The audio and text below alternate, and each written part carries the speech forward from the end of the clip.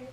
I want to ask you some more specific questions about the actual work that you do. Mm-hmm. But before we get into that, do you want to talk a little bit about some of the major themes in your work? So you mentioned Probably, I mean, when I started doing research on sexuality, when I started the project for which I've probably published the most, which is longitudinal study of sexual identity, I was mainly motivated to do that study because there seemed to be a really, really rigid model of sexuality being put out there that was very deterministic. Mm-hmm. And that coming from my anthropology training, anything that seemed deterministic, like all my alarm bells went off. I'm like, clearly human development's got to be more complicated than that. I know all about social context.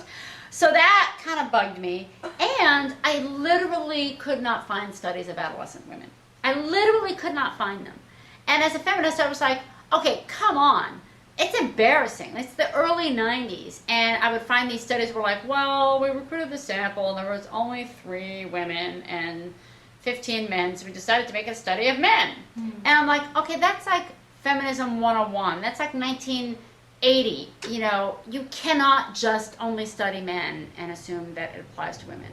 So those sort of 2 things of putting women back into the research, just representing their experiences on a very basic level was something that just, was a very driving force. And this notion that this rigid determinism just rankled me.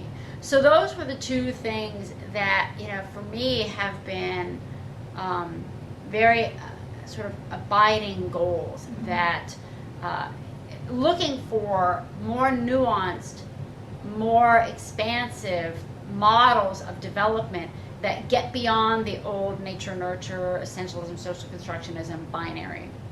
That has been, an abiding theme in my work. And second, representing women's actual experiences. Because one of the things that I found very early on doing interviews with women is that women themselves were feeling sort of oppressed by supposedly pro-gay stories. They're like, oh, I don't know if you should interview me. I'm not sure I'm a really good example of a lesbian because I've had a really kind of complicated past. And I realized that women were feeling marginalized not only from heterosexual culture, but marginalized from lesbian and gay culture as well, because that rigid, deterministic, essentialist story, they knew it didn't fit them. Mm-hmm. And I was like, wow, even the community that is supposed to be accepting them is actually marginalizing them, that their voices are not being heard there either. Sorry, and was that insight that you had from doing research, or was that just from conversations you were having? Well, it started out, I remember, mainly it crystallized more when I started doing the research, which I started doing rather soon.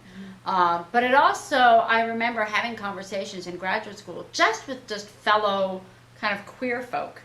And even though, and it struck me that it was very ironic that the sort of, oh, we were all born that way rhetoric was, as it is now, was taken to be the gay positive rhetoric. Oh, we are all this way, and we were born this way, and we knew when we were 5, and that's why we deserve rights, which struck me as sort of an illogical kind of thing, because there were plenty of people being like, well, if you're born that way, we can just, switch your gene and fix you, right? So I'm like, wow, that's not necessarily a positive story. But that was the cultural story at that time. So people would be parroting that story, and then all these people would be like, well, actually, I didn't know that I was attracted to women until, like last year when I found it. So I was like, wow, it's really odd because there's a story that everybody keeps telling because it's the culturally approved narrative. Mm-hmm. And yet there's a whole bunch of people who are like, well, I'm an exception. I'm like, how many of these exceptions can there be? Mm-hmm. And that was exactly pretty much what I found when I started doing my research, was that everyone was like, oh, well, I must be different than everyone else because I've had a more complicated past. And I was like, wow, there are actually more exceptions than there are people who fit the standard approved story. Mm-hmm. And I was so struck by the fact that the approved sort of rigid essentialist deterministic story had become so powerful and so shaping that that a huge number of individuals thought that they were unusual when they were in fact normative. And now we, you know, that at that time I didn't even have enough data to really confirm whether that was the case. Well, now we do. Now we have a number of nationally representative studies showing that the type of person that everybody thinks is the prototypical gay person, who knew at an early age, had a very stable trajectory, that person exists. It's not that they don't exist, but they're a minority compared to the folks with much more complicated patterns. And I just find it unbelievable how marginalized you know, some of those more complicated stories have been. And so again, I you know, it's like back to feminism 101, those voices need to be represented.